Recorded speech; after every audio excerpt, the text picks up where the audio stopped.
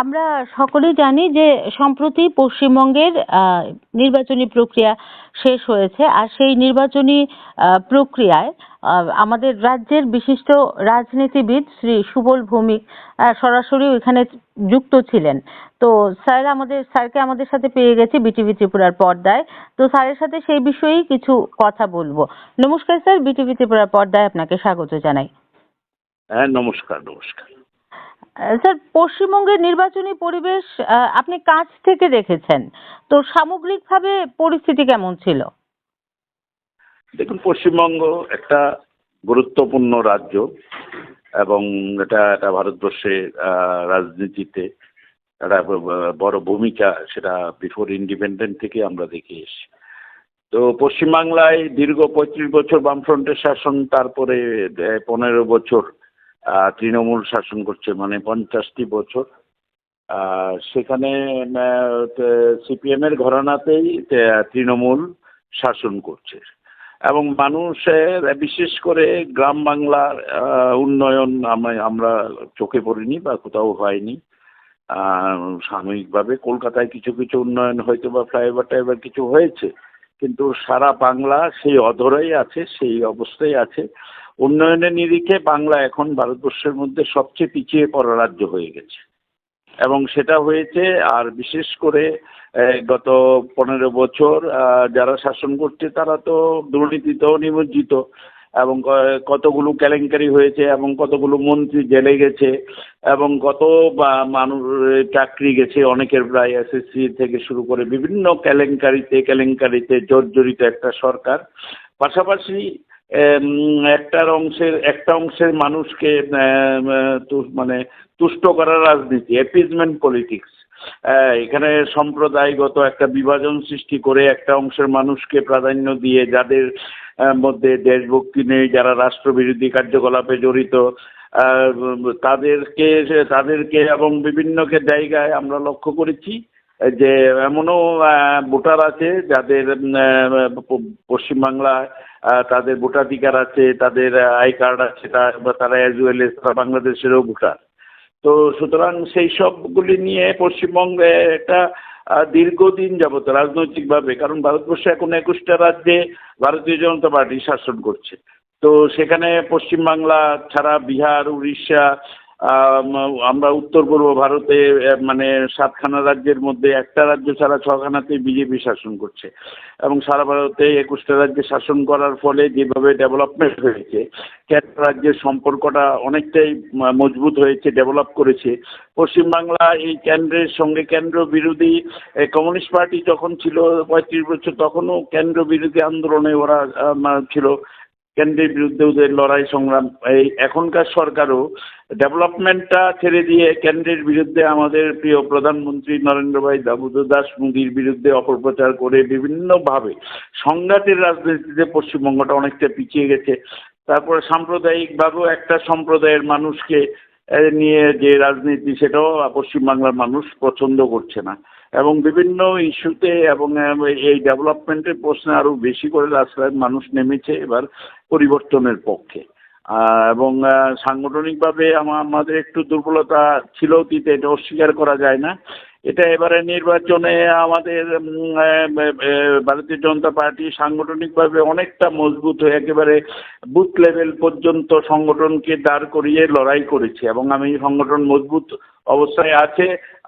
আমাদের দৃঢ় বিশ্বাস যে এবার পশ্চিমবাংলায় আমরা সরকার করব এবং আমি নদিয়া জেলায় ছিলাম, নদিয়া জেলায় কাজ করেছি। নদিয়া জেলা একটা বড় জেলা, ওখানে প্রায় 17টা বিধানসভা কেন্দ্র আছে এবং পশ্চিমবাংলা বিধানসভা কেন্দ্রগুলো আমাদের ত্রিপুরার মতো নয়, প্রায় একটা বিধানসভা কেন্দ্রে মোর অর লেস 3 লক্ষ ভোটার আছে এবং সেখানে দেখা গেছে যে পশ্চিমবাংলার এই যে আমি যে জেলা, আমি সারা বাংলার কথা সেভাবে বলতে পারছি না, সেই জেলায় অনেক ভালো রেজাল্ট করবে, প্রায় গত বিধানসভা থেকে 3 গুণ বেশি আসন পাবে এই পশ্চিমবাংলায়। তো আর নদিয়া জেলাতে তো সেখানে সেটা গ্র্যাজুয়ালি সব জায়গায় হয়েছে কম বেশি। তো সেখানে আমরা বলছি না যে একেবারেই মানে সুইং করে সব, যেখানে একটা সম্প্রদায়ের মানুষের ভোট শাসক দলের সঙ্গে আছে, যেটাকে ক্যাপিটাল করে শাসক দল লড়ছে।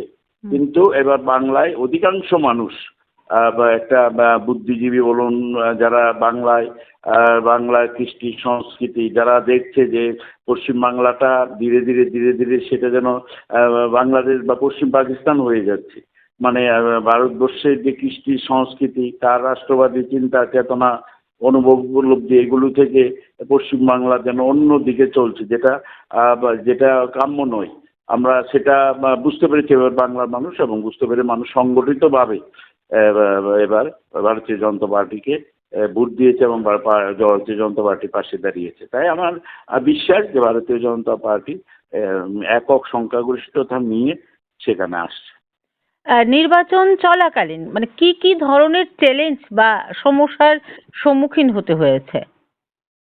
দেখুন, একটা দীর্ঘদিন ক্ষমতায় আছে, ওরা সন্ত্রাসের রাজনীতিটা করে গ্রাম বাংলাকে ভয়ভীতির মধ্যে রেখে দিয়ে মানুষকে ভয়ভীতির মধ্যে রাখতো, যেটা এবার সম্ভব হয়নি। দেখেছেন ইলেকশন কমিশন এবং আমাদের কেন্দ্রীয় সরকার, আমাদের প্রিয় প্রধানমন্ত্রী নরেন্দ্র ভাই দামোদর দাস মোদী সতর্ক ছিলেন এবং ইলেকশন কমিশন এখানে বড় ভূমিকা নিয়েছেন, এবং এবার পিসফুল নির্বাচন হয়েছে, মানুষ ভোট দিতে পেরেছে। সেটা ছিল একটা বড় ঘটনা, কারণ প্রত্যেকটা সারা বাংলাতেই একটা সন্ত্রাসের বাতাবরণ সৃষ্টি করে জুলুম করে মানুষের ভোটাধিকার প্রয়োগ করতে দেওয়া হতো না, সেই সব থেকে এবার অনেকটাই মুক্ত হয়েছে। এবং যে কারণে আমরা আরো বিশেষভাবে আশা করছি যে এবার আবার বিজেপি সংখ্যাগরিষ্ঠতা নিয়ে আসছে। সেখানকার আইন শৃঙ্খলা পরিস্থিতি নিয়ে আপনি কি বলবেন? আইন শৃঙ্খলা তো সেখানে বলে লাভ নেই। প্রথমত হচ্ছে সারা বাংলায় তো একটা অব্যবস্থা সৃষ্টি হয়েছে, আইন শৃঙ্খলার ব্যাপক অবনতি হয়েছে, যে কারণেই তো এত পরিবর্তনের জন্য। এবং সারা বাংলায় একটা অ্যান্টি ইনকামবেন্সি ফ্যাক্টর কাজ করছে, যেটা এতটাই তীব্র যে এবার প্রতিষ্ঠান বিরোধী একটা হাওয়া আছে, সেটাও কাজে আসছে। সব মিলিয়েই ভারতীয় জনতা পার্টি এবং পশ্চিমবঙ্গের মানুষ ডাবল ইঞ্জিনের সরকার চাইছে। কেন্দ্রে এবং রাজ্যে একই দলের সরকার হলে সংঘাত হবে না, উন্নয়ন হবে। এইসব কনসেপ্ট থেকে সব মিলিয়ে এবং আইন শৃঙ্খলার ব্যাপক অবনতির কারণে আরো বেশি করে মানুষ তার পরিবর্তনটা চাইছে। আপনি আশাবাদী যে ভারতীয় জনতা পার্টি ক্ষমতায় আসবে?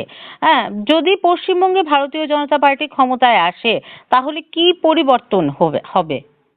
দেখুন, পশ্চিমবাংলায় উন্নয়ন বলতে কলকাতায় কিছু হয়তো সামান্য কিছু, সারা বাংলা সেই স্বাধীনতার পর থেকে মানে বিশেষ করে বামফ্রন্ট আসার পর থেকেই সেটা উন্নয়ন কিছু হয়নি। আর এই গত 15 বছরও গ্রাম বাংলায় কোনো উন্নয়ন নেই। জেলার পর জেলা আপনি গেলে উন্নয়নের চিহ্নমাত্র দেখবেন না।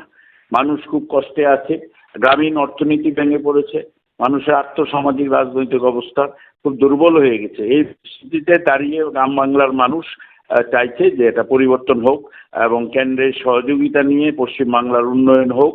সারা ভারতবর্ষের সঙ্গে 21টা রাজ্যে যেভাবে চলছে উন্নয়নের গতি, সেইটা যেন পশ্চিমবাংলায় হয়। পশ্চিমবাংলা থমকে দাঁড়িয়েছে, উন্নয়নটা সেটাকে আবার গতিশীল করতে হবে। মানুষ বুঝতে পেরেছে, তাই বিজেপিকেই এবার মানুষ সরকার চাইছে সরকারে। ধন্যবাদ স্যার আপনাকে।